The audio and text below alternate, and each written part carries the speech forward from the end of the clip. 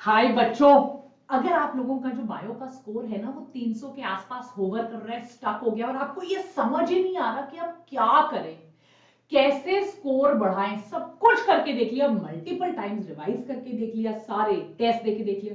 Physics में तो हमारी थोड़ी सी टाइट फिस है, केमिस्ट्री एवरेज है, पर बायो जिससे हमें सबसे ज्यादा होप्स है वो भी 300 पार नहीं जा रहा है। वो इसीलिए है क्योंकि कुछ ऐसे बायो में हिडन टॉपिक्स होते हैं जिनको बच्चे कर नहीं पाते, और उनको जब बच्चे नहीं कर पाते ना, तब हो जाती है गड़बड़। और कोई बताता नहीं कि यार ये हिडन टॉपिक तूने नहीं किया। तो मैं आपको चैप्टर के अंदर से कुछ हिडन टॉपिक्स देने वाली हूं और देखो कैसे आपका स्कोर इंप्रूव होगा। सबसे पहला है माइटोसिस और मियोसिस, स्पेशली मियोसिस और माइटोसिस में सेल साइकिल। G1 क्या करता है, G2 क्या करता है, S क्या करता है, कहां पे एग्जिट होता है, हर साल इन पे क्वेश्चंस आते हैं। पिछले 5-6 साल में मैंने 25 क्वेश्चन देखे जो इनसे आए हुए हैं। 16 से 20 नंबर आपकी जेब में हो सकते हैं अगर आप लोगों ने इनको ढंग से कर लिया। सो बहुत इंपॉर्टेंट है। मियोसिस में जो एक पूरा एनसीईआरटी का पैराग्राफ है जहां पर पैकेटीन, जाइगोटीन, लेप्टोटीन सब कुछ एक्सप्लेन किए, वहां से एक या दो क्वेश्चन गारंटी आने हैं। तो ये वो टॉपिक्स हैं कि अगर आपने इनको कर लिया आपके प्लस 10 12 डायरेक्ट हो जाएंगे।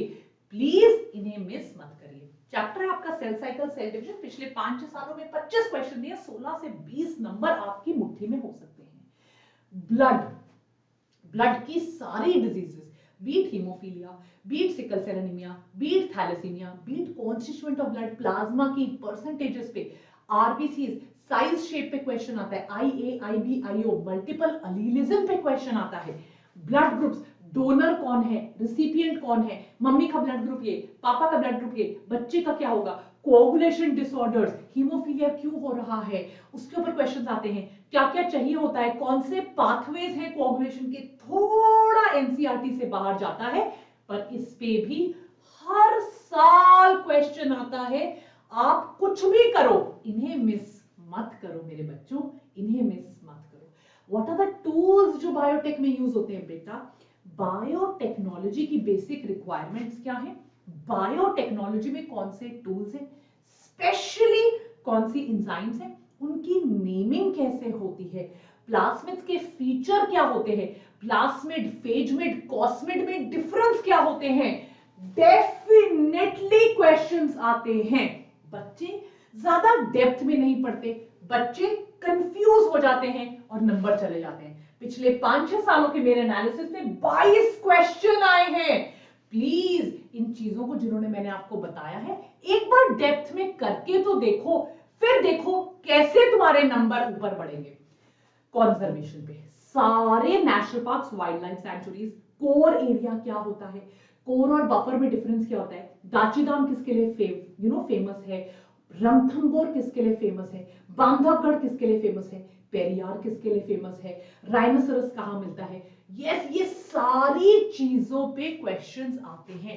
एंडेमिक स्पीशीज पे क्वेश्चंस आते हैं, वेस्टर्न घाट्स, ईस्टर्न घाट्स पे क्वेश्चन आते हैं, एम्फीबियंस पे क्वेश्चंस आते हैं, इन सीटू, एक्स सीटू और कंजर्वेशन पे क्वेश्चंस आते हैं। कई बार हमें लगता है ये टॉपिक इजी है, होता नहीं है, हम हो जाते हैं कंफ्यूज और एग्जामिनर उसी चीज पे आपको पकड़कर नेगेटिव मार्क्स दे देगा।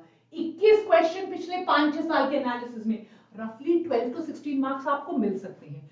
होमोलोगस ऑर्गन्स क्या होते हैं, एनालोगस क्या होते हैं, डिफरेंस क्या है, स्पेसिफिक एग्जांपल्स, कोएवोल्यूशन कब हुआ, कैसे हुआ, सीवॉल राइट इफेक्ट क्या होता है, आपका जो ग्राफ के क्वेश्चन है, स्टेबलाइजिंग सिलेक्शन, डायरेक्शनल सिलेक्शन, पक्का क्वेश्चंस आएंगे। बॉटलनेक इफेक्ट क्या होता है, अफ्रीकन पॉपुलेशन कहां से आई, fossils, easy method of finding out fossils, हर एक चीज है आपके एविडेंस ऑफ एवोल्यूशन के अंदर, डायरेक्टली या इनडायरेक्टली क्वेश्चन आना गारंटीड है। तभी आपका स्कोर 300 पार नहीं हो रहा है। पॉपुलेशन इंटरैक्शन सारे टाइप के, कमेंसालिज्म, अमेंसालिज्म, पैरासाइटिज्म, जो भी आपके एनसीईआरटी में दिया हुआ है, एक एक पॉपुलेशन इंटरैक्शन आपको याद होना चाहिए। Replication, transcription, translation with enzymes, every line of NCERT.